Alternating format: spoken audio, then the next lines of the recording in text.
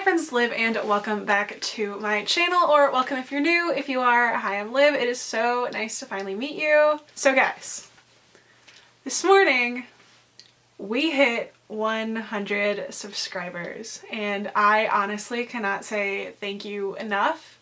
This means so much to me. Doing these videos is literally like my passion, and so it really means the world to me that 100 of you care about what I think, what I have to say, care enough to hit that subscribe button. So I am so grateful for this. So thank you from the bottom of my heart. Thank you. So for today's video, I am bringing you my February wrap-up. Wrap-ups are honestly my favorite videos to film just because I get to sit, kind of reflect on what I've done in the month before and share my thoughts on the books I read. I do have 6 books here for you guys today, so without further ado, let's jump right in. So the first book I want to talk about today is Return to the Isle of the Lost by Melissa De La Cruz, which is the second book in the Descendants series. They are kind of the world building, bridging the gaps between the Disney Descendants movies, following the descendants of the Disney princesses, princes, and the kids of the villains, specifically Maleficent, Cruella de Vil, Jafar, and the Evil Queen. So this book really follows our 4 main characters, Mal, Jay, Carlos, and Evie, needing to go back to the Isle of the Lost because of some potential threats that they've all been receiving. And this was fun. I love to read these books because I think they're a lot of fun. Some of the characterization in the book itself was kind of iffy. Like, for example, Ben. I am so in love with Ben. I think he's so great. He's such a cutie. But I don't know, in this book, he was really passive. So I don't know, that was kind of iffy for me, but I do really love these books. I think the journeys that they go on are so fun. It's so cool to see like what the kids of the villains are doing these days. And I like how they make it kind of modern. So it's so fun.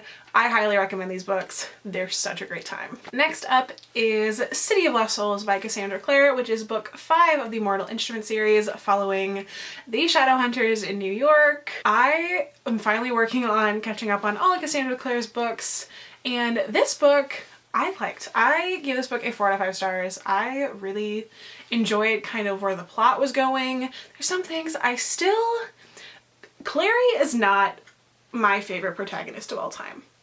I feel like her characterization could have been done a lot better. There's a lot of times that a lot of the decisions she makes, I'm like, why? Why would you, why? She's okay, but there's definitely a lot of times that I don't know. I think this is a series that definitely lies more with the side characters. Like, can we just talk about Magnus and Alec for a second and how much I absolutely love Magnus and Alec with all of my heart. They're so sweet and I just want nothing but good things for them. But all in all, City of Lost Souls, super solid read. I think it's a great lead up to this epic finale that lies in City of Heavenly Fire. I feel like sometimes the second to last book can kind of fall a little flat because like it really is, it's all the build up to the big finale, but I feel like not a lot of like climactic stuff happens because the author is usually saving all of that for the finale. So I did really like this book, and I would really recommend it if you are a fan of the Shadowhunter books and haven't finished the series yet. Highly recommend City of Lost Souls. So next up, for the first part of the month, I did participate in the Frozen readathon inspired by the Disney movies. However, out of the 3 books that I was supposed to read for this readathon in the first half of the month of February, I actually only got around to one of them, which was to fulfill the prompt of a character going on a journey. And for this, I read Conceal Don't Feel by Jen Kalanita, which is one of the newest of the Disney Twisted Tales. If you don't know, the Disney Twisted Tales are a series of books following classic Disney fairy tales with a major plot point difference. For example, in this one, it follows what if Anna and Elsa never knew each other. So with some of the fairy tales, if the plot point that differs kind of happens not right at the beginning but kind of further on, the majority of the story will start out the same. However, with Frozen, it did start out so differently just because the whole plot point changing happens before the book even starts. Like, Anna grows up elsewhere, Elsa does grow up in her kingdom and has no knowledge of her magic. So they're just a normal family, the gates are open, everyone knows the king, the queen, and their young daughter.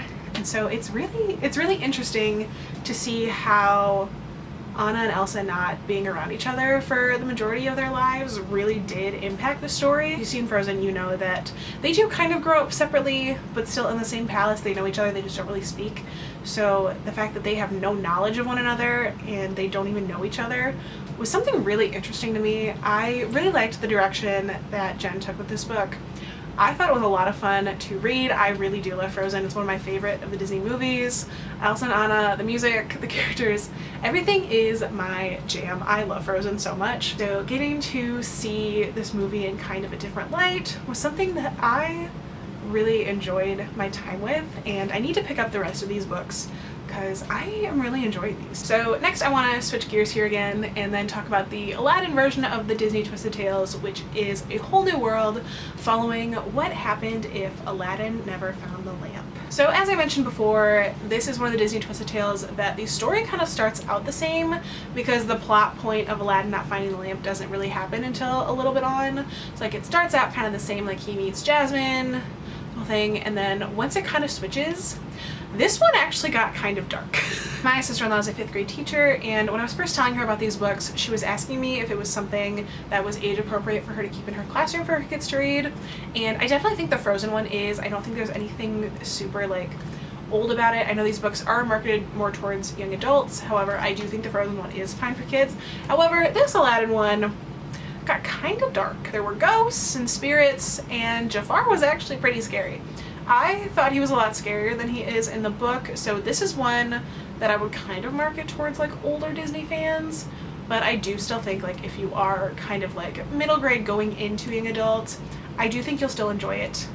But yeah, it was dark. I was surprised. It was a good surprise. I did like this one. It was okay. I do think some of the characterization wasn't fully there because they do bring in new characters since it's twisted. It's a different storyline. It really focuses more on like the street rat side of Agrabah, and so all these new characters were brought in, and I do think their characterization could have been a little better because I kind of wondered like, why do I care about these people who aren't Aladdin and Jasmine?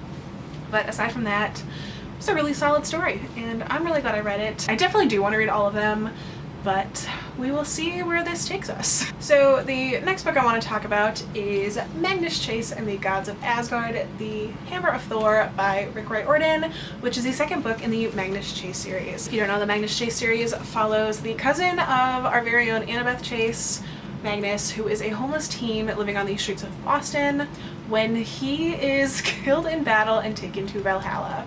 Before this, Magnus had no knowledge of the Norse gods or anything like that until he finally discovers that he is the son of one, and with that comes all sorts of mischief and magic in these journeys. And I really did like this book. I gave this one a 4 out of 5 stars.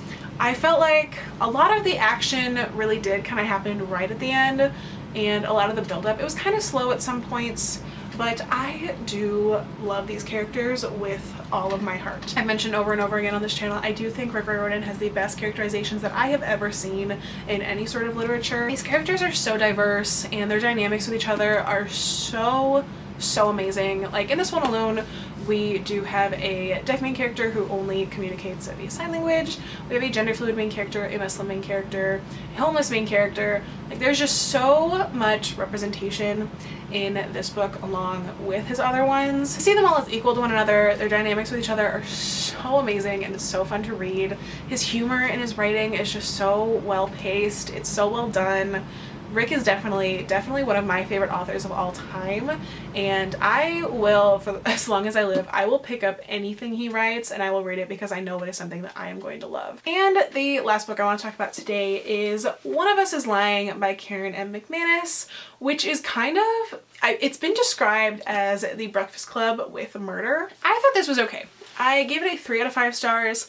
Honestly, I kind of felt like I was reading an episode of Riverdale. So One of Us is Lying follows 5 teens who walk into detention one day, but only 4 of them walk out alive. You have Bronwyn, who is considered to be a geek, Cooper, who is considered to be a jock, Nate, who is considered to be a criminal, Addie, who is considered to be a princess, and then Simon, who would be the basket case of the Breakfast Club. However, he does not walk out alive. And so it is up to the reader and kind of the rest of the school to determine who killed Simon and what happened. So I do think it really kind of followed kind of a Riverdale-esque story in the sense that like it is this high school murder.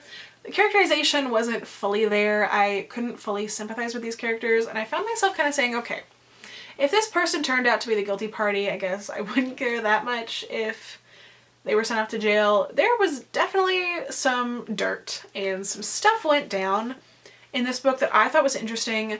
The direction the plot ended up taking towards the end was something that I really didn't see coming. I don't want to say I dislike this book. I do think it's a good book, but it's just one that I didn't fully kind of immerse myself in, and in that case it did kind of fall a little flat. Alright, so there you have it guys. That was my February wrap up. Thank you so much for watching. I really hope you did enjoy this video. Please be sure to subscribe to this channel if you haven't already by clicking that button down below, and also be sure to hit that bell icon to be notified every time I post a new video, because I do upload every Monday and every Thursday on this channel and you don't want to miss what's coming next.